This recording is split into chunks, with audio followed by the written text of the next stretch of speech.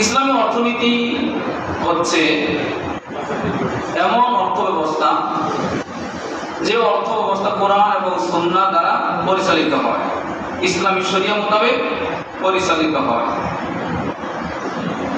মানুষের যাবতীয় কর্মকাণ্ড, অর্থনীতির যাবতীয় কর্মকাণ্ড, উৎপাদন, উপার্জন, ব্যয়, সঞ্চয়, যা কিছু করবে সব কিছুই কোরআন এবং সুন্নাহ শরিয়ার আলোকেই সে অর্থ ব্যবস্থা পরিচালনা করবে। তাকে ইসলামিক অর্থনীতি বলে। Islamic economics is a social science which studies the economic problems of human being in the light of the Holy Quran and Sunnah. অধ্যাপক মেওয়ান্নান এর সংজ্ঞা দিয়েছেন ইংলিশে যে ইসলাম অর্থনীতি এমন একটা সামাজিক বিজ্ঞান যে বিজ্ঞান মানুষের অর্থনৈতিক সমস্যাগুলি কোরআন এবং হাদিসের আলোকে আলোচনা করে। মানুষের যত অর্থনৈতিক সমস্যাগুলি আছে, economic problems of human being, সব বিষয়গুলি in the light of the Quran and the Sunnah, Quran সুন্নাহর আলোকে। তো ইসলামী অর্থনীতির যে বৈশিষ্ট্যের মধ্যে আছে, ইসলামী অর্থনীতি হবে শরিয়া ভিত্তিক। শরিয়া এলাও করে না, অনুমোদন দেয় না এমন কোনো পেশা, এমন কোনো ব্যবসা, এমন কোনো কিছু গ্রহণ করা যাবে না। সব কিছু আয়, ব্যয়, সঞ্চয় যত কিছু আছে কি করবে? শরিয়া আলোকে করতে হবে। 2 নম্বর, উৎপাদন ও উপার্জন নীতি। রাসূল কারীম সাল্লাল্লাহু আলাইহি সাল্লাম বলেছেন, তলাবু কাসবিল হালাল ফারিদাতুন বা'দাল ফারিদা। বাইহাকী শরীফের হাদিস যে হালাল উপার্জন করা, হালাল রিজিক অন্বেষণ করা, খোঁজ করা, তালাশ করা এক ফরজের পরে আরেক ফরজ। মানে সালাত আদায় করা যেমন ফরজ, আল্লাহ তাআলা বলেছেন ফাইজা কুদিয়াতিস সালাতু ফান্তাশিরু ফিল আরদ, তেমনি নামাজ শেষ হওয়ার পরে হালাল উপার্জনের জন্য কর্মস্থলে যাওয়া, যার যার পেশায় নিযুক্ত হয়ে যাওয়া, এটাও কি ফরজ। কারণ হালাল উপার্জন ছাড়া আমাদের কবুল হবে না। উৎপাদন এবং উপার্জন নীতি দেখেন, আপনি যে উৎপাদন করবেন এই উৎপাদনটা হালাল হতে হবে, উপার্জন হালাল হতে হবে। এমন উৎপাদন করা যাবে না যেটা হালাল না। মনে করেন আপনি তামাক খান না, কিন্তু তামাক উৎপাদন করে বিক্রি করেন। আপনি শুয়োরের মাংস খান না, শুয়োর আপনি ফার্ম করছেন করে এটা আপনি বিক্রি করে টাকাতে গরু বসতে কিনে খেলেন, আপনি তো হারাম খেলেন না, শুয়োর তো খেলেন না।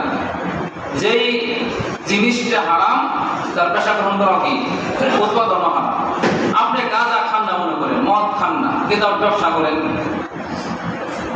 এটাও হারাম। অর্থাৎ উৎপাদন উপার্জন নীতি যে পদ্ধতিটা আসবে ওইটা সবকিছু কি হারাম। ইসলাম এটা সমর্থন করে না, ওটা গ্রহণ করা যাবে না। দ্বিতীয়ত হচ্ছে ব্যয় নীতি। কুলু ওয়াশরাবু ওয়ালা তুসরিফু। আল্লাহ বলেন খাও পান করো কিন্তু অপচয় করো না।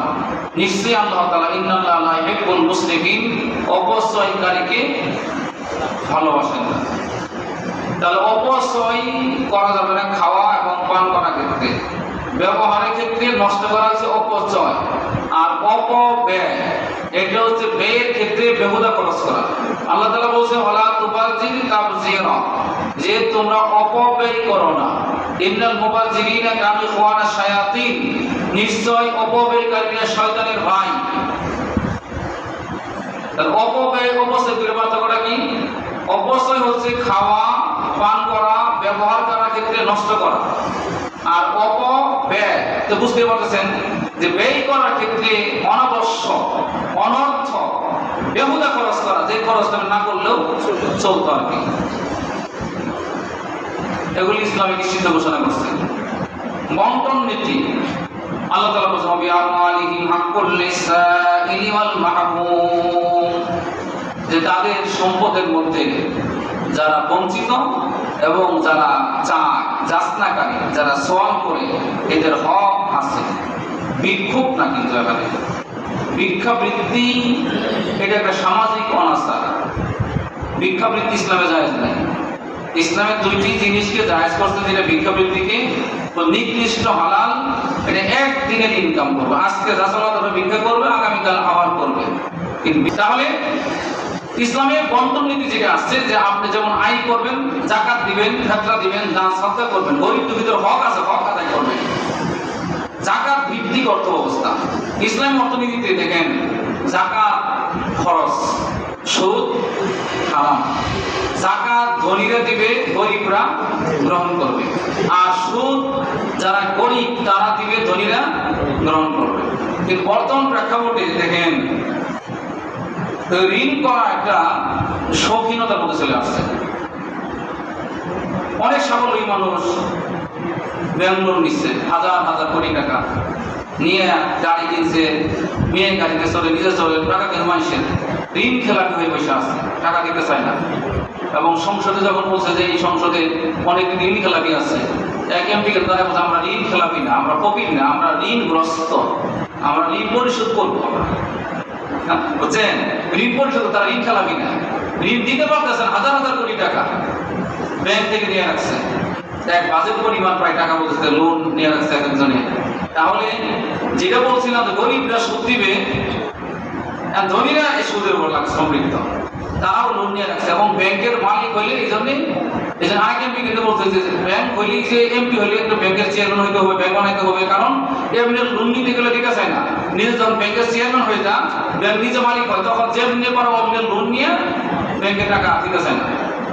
তাহলে এই যে যাকাত ফরজ, সুদ হারাম, সুদ মুক্ত। আল্লাহ তাআলা বলেছেন হালালাহুল বাই'a হারামার রিবা, আল্লাহ তাআলা ব্যবসা বাণিজ্যকে হালাল করছেন এবং সুদকে হারাম করছেন।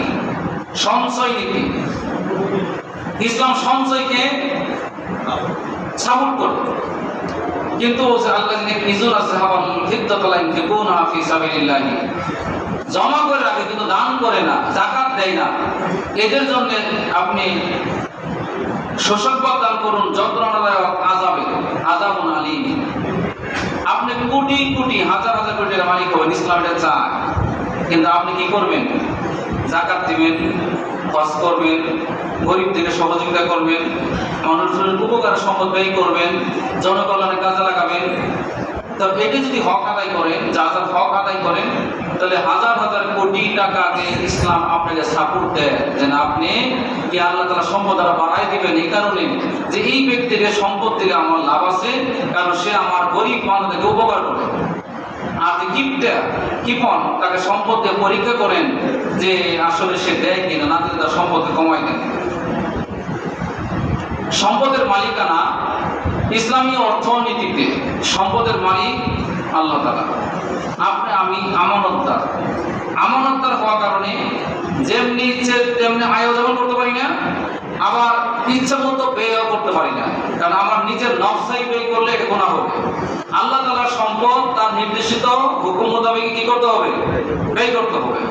আর প্রচলিত অর্থনীতি, পুঁজিবাদ এবং সমাজতান্ত্রিক অর্থ ব্যবস্থা, সম্পদের মালিক ক্যাপিটালিজমে পুঁজিবাদের ব্যক্তি, আর সমাজতন্ত্রের রাষ্ট্র মালিক। আর ইসলামী অর্থনীতিতে সম্পদের মালিক আল্লাহ তাআলা। এই জন্য আল্লাহ তাআলা বলছেন, যেখানে কোরআনের আয়াত ওয়ামিম্মা রাযাকনাহুম ইউনফিকুন, যে আমার দেওয়া রিজিক থেকে তারা কি করে? দান করে। আমার কথাটা এখন সংযুক্ত করছেন। জি, তারপরে হালাল হারাম নির্ধারণ। ইসলামী অর্থনীতির ক্ষেত্রে আগে বলছি হালাল হারাম নির্ধারণ করবে। যেটা হালাল না ওই পেশা গ্রহণ করা যাবে না, ওইটা উৎপাদন করা যাবে না। যেটা হারাম ওইটার কাছে যাওয়া যাবে না, যেটা হালাল ওইটাই করতে পারবে। কিন্তু পুঁজিবাদ এবং সমাজতন্ত্রের ক্ষেত্রে এটা হালাল আর হারাম দেখবে না। মাদক, চোরাকারবারি, খটকাবাজারি, যত কিছু, শুয়োরের ব্যবসা, যত কিছু অন্যায় অপরাধ আছে, অর্থনীতি আয় হইলে মুখ্য বিষয়, আয় হইলে চলে। এটা হালাল আর হারাম দেখার বিষয় নাই। পতিতাবৃত্তি, দেহ ব্যবসা, এগুলিকে তারা তাদের কাছে একটা বিজনেস পর্যায়ে সার্টিফিকেট দেওয়া, এবং তারা হোটেলগুলি চলছে, নারী ছাড়া চলে না, মদ ছাড়া চলে না, এভাবে তারা চালাচ্ছে। কারণ এটাকে তারাকে একটা শিল্প হিসেবে নিচ্ছে, দেহ ব্যবসাটাকে। থাইল্যান্ড সহ সেই ভারতে, সেই ওয়েস্টার্ন কালচারে দেহ ব্যবসাকে একটা আর্ট হিসেবে নিচ্ছে, শিল্প হিসেবে নিচ্ছে। ইসলাম এগুলিকে হারাম ঘোষণা করছে। আপনি যে কোনো পেশায় গ্রহণ করতে পারবেন না, যেটা শরিয়া এলাও করে না। বেকারত্বের অবসান, বেকারত্ব, ইসলাম বেকার জীবনকে পছন্দ করে না, আগে বললাম। এই অর্থনীতির মাধ্যমে, যাকাতের মাধ্যমে সম্পদ উত্তোলন করে বেকার সমস্যাকে সমাধান করবেন। আল্লাহ তাআলা বলেন